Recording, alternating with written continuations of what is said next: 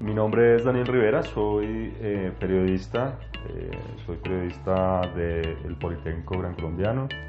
Tengo una especialización en opinión pública y mercadeo político de la Universidad Javeriana y después de un paso por medios de comunicación me dediqué a la consultoría en comunicaciones. Actualmente soy director de una firma de consultoría en comunicaciones estratégicas. Lo que hacemos es asesorar en materia de comunicaciones a entidades del gobierno y empresas en todo el asunto de las comunicaciones. ¿Qué es para usted la violencia política? La violencia política sin duda alguna es el rasgo característico tristemente más marcado en la historia de nuestro país. Se ha visto expresado en los 200 años que tiene esta república en diferentes momentos de su historia, desde la misma independencia, pasando pues por la violencia o el periodo de la violencia de la década de los 40 y los 50, en donde pertenecer a un partido político era colgarse una lápida. En general, la historia de Colombia ha estado fundamentalmente soportada sobre un componente violento evidente en casi todos los momentos de su historia. ¿Qué impacto tienen las redes sociales en el pensamiento y en la toma de decisiones de los ciudadanos? Para bien y para mal, es mucho el componente a través del cual los ciudadanos hoy en día acceden a información política que les permiten tomar decisiones electorales. Digo para bien y para mal porque sin duda la irrupción de las redes sociales hace 10, 11, 12 años, dependiendo de la red que hablemos, ha permitido abrirnos al mundo, entender mucho más lo que pasa en otros entornos, incluso comportamientos geopolíticos que influyen en las decisiones de los ciudadanos, y para mal porque de alguna manera hoy en día los ciudadanos se informan de peor manera. Me explico. En comunicaciones existe un concepto que me gusta mucho, que es la hipercomunicación. Estamos sometidos a estímulos informativos desde que nos levantamos hasta que nos acostamos con acceso a información permanentemente. ¿Eso es bueno? Yo creo que de alguna manera no. Estar sometido a esos estímulos no es necesariamente estar bien informados. El papel de los medios de comunicación, que hoy en día está un poco relegado, medios de comunicación, entiéndase prensa, radio y televisión, que lamentablemente está muy relegado y que de alguna manera hoy lo ocupa las redes sociales, ha hecho que la calidad del debate público esté en caída. Desde su profesión, ¿cómo define el ambiente político en las redes sociales? Sin duda alguna, el país está hoy en día fragmentado, ni siquiera polarizado. Uno lo que se encuentra en redes sociales es una pugnacidad y una violencia enorme.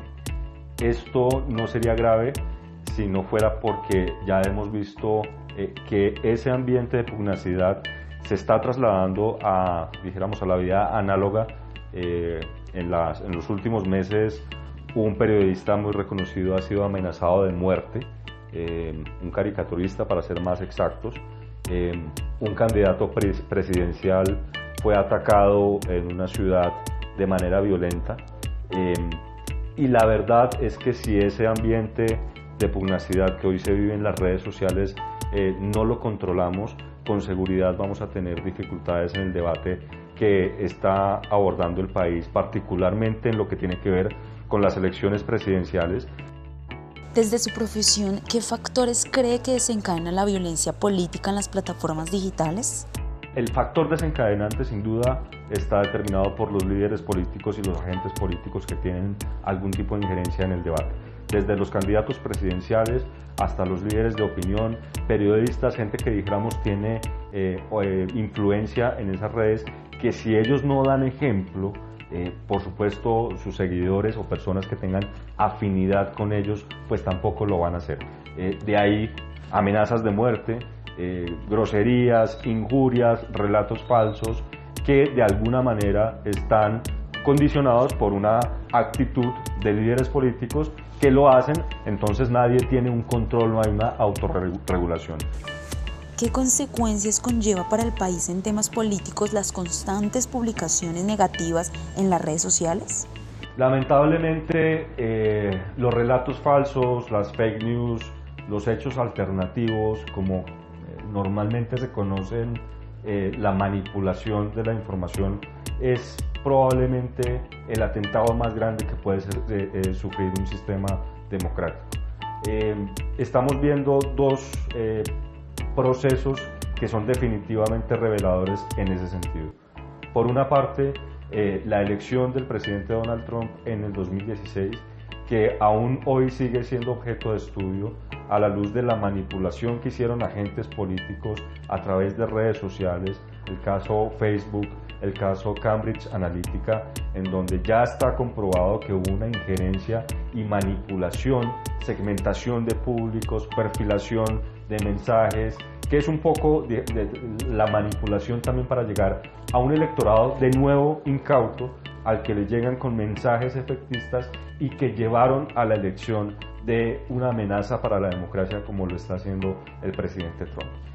Otro proceso que ya está comprobado fue manipulado en materia de comunicación, de mensajes, etc.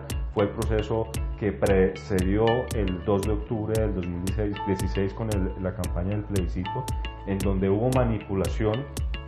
Incluso el gerente de la campaña, el señor Luis Carlos Vélez, admitió haber adoptado estrategias de manipulación para, como él mismo dijo, sacar a votar a la gente berraca. Y entonces eso ha derivado en que todos los candidatos opten por ese tipo de manipulación. El punto es, de dónde provenga, no importa, está teniendo injerencia, mucha injerencia. Hoy, como lo decía, WhatsApp es probablemente el instrumento de comunicación política más poderoso en todo el ecosistema de las comunicaciones. No más pregúntenle a una tía qué es lo que le llega por WhatsApp y cómo eso determina sus decisiones en materia política, y eso está yendo en contra de la democracia. Está siendo el atentado más grande en contra de la democracia en toda su historia. ¿Cuál de las redes sociales es la que se presta más para la violencia? En el caso colombiano está claro que el debate político se libra en dos redes sociales fundamentalmente, Facebook y Twitter. Facebook por acceso.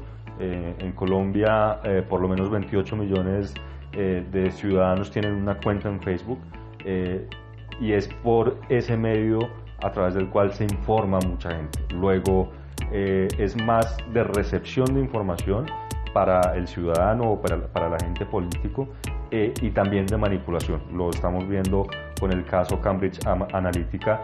Yo creo que eso va a tener un efecto en cómo se va a hacer en adelante comunicación política, y el uso de Facebook va a quedar muy cuestionado después de este escándalo que se ha desatado.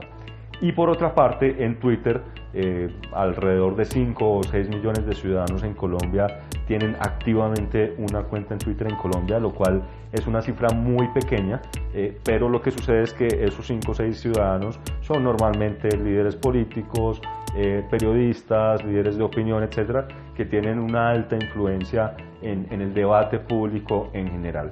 Luego, lo que diría en general es que Twitter, a pesar de que viene en decrecimiento, entre otras cosas, pues sigue siendo la arena natural del debate político, por lo menos en Colombia. La misión de observación electoral, MOE, sacó un informe en el cual estudió información en redes sociales, particularmente en Twitter y Facebook, que es donde se tramitan, dijéramos, las discusiones políticas, y los resultados son desesperanzadores. El 20% de las conversaciones analizadas tienen agresividad y violencia de parte de los ciudadanos, pero más grave, los líderes políticos y los candidatos en disputa están teniendo injerencia en que sus seguidores se comporten de esa manera. Hay, dijéramos, mucha agresividad en el ambiente, y eso de alguna manera es la expresión de lo que estamos viviendo en las redes sociales.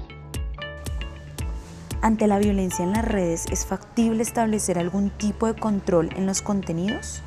Creo que la discusión en adelante es cómo las redes sociales se autorregulan o finalmente los estados van a terminar regulándolas. Todo depende de cómo termine el lío de Facebook y Cambridge en Estados Unidos. Esta semana en particular, después de la comparecencia de Mark Zuckerberg ante las cámaras del Congreso de los Estados Unidos, ya se habló de dos cosas. Uno, de autorregulación por parte de las redes sociales. Dos, de cómo los medios de comunicación tradicional van a empezar también a hacer su trabajo, y es garantizar información confiable a sus públicos de interés. Y tres, cómo el Estado empieza a regular. Y en este último punto creo que ese es el más delicado. Creo que va a ser inevitable, pero en todo caso muy peligroso. Me explico. Toda regulación que provenga del Estado en materia de comunicación es un riesgo. Entonces, si los agentes encargados, particularmente las redes sociales, no optan por la autorregulación, una autorregulación que limite las posibilidades de que circule información manipulada, sin duda los estados van a entrar a regular. Entonces, como siempre suceden estas cosas, o se autorregulan o el Estado va a terminar regulando.